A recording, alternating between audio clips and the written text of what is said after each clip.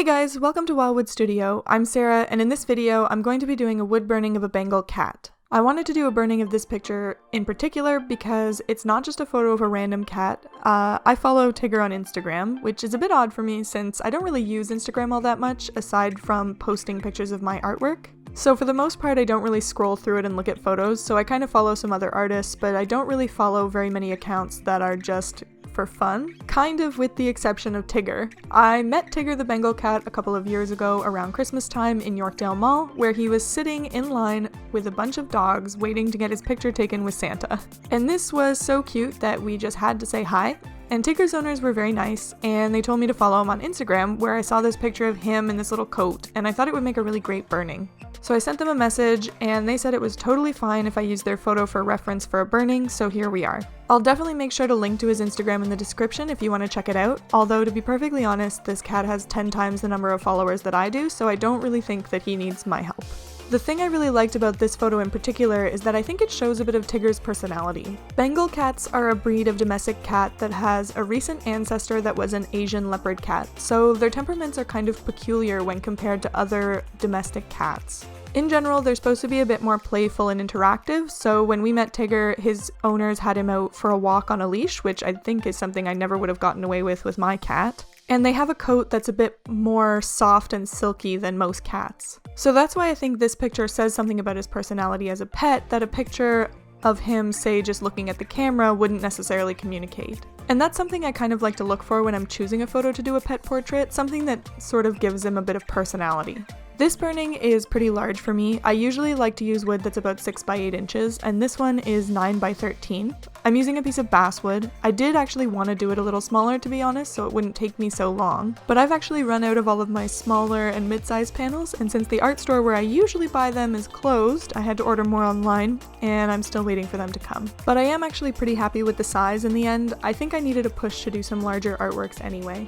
For the burning, I started with the background on this one, mostly to get it out of the way, as usual. I knew that I wanted to burn it black because I like the contrast that it creates, but I didn't want the background to take up too much space, so I sized Tigger to take up as much space as possible on the panel. I shaded the background on this one by making sure my pen strokes all went in one direction, because as I've said before, I find it hard to get perfectly smooth shading in wood burning, so if you make sure that you line up all of your strokes, it keeps it from looking too messy.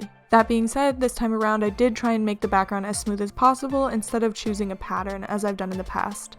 After the background is done, I moved on to the main facial features, the eyes, the nose, and the mouth, just to bring the picture to life and to give you guys and myself something more interesting to look at through the rest of the process.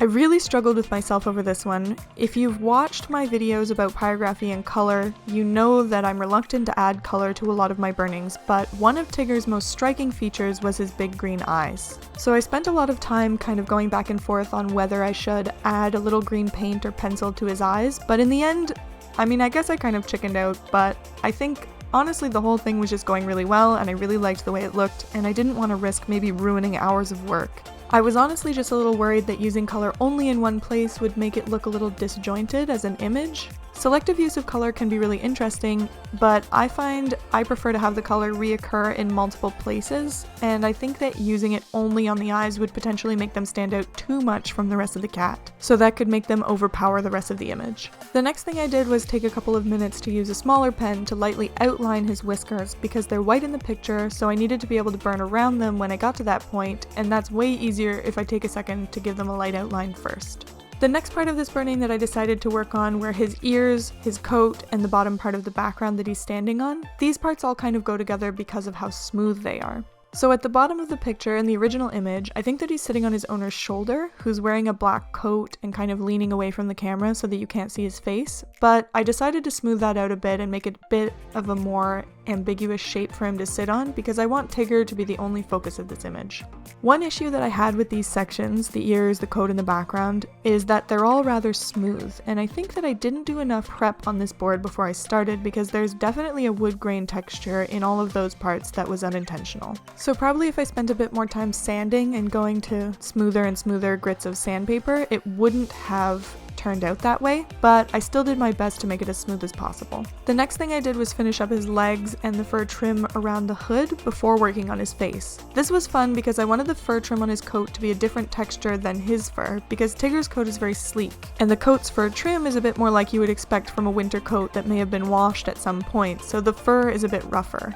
To achieve this look, I made it so that the coat's fur trim was shaded in larger clumps, like in the photo, and Tigger's fur was shaded the way that I usually do short fur on animals.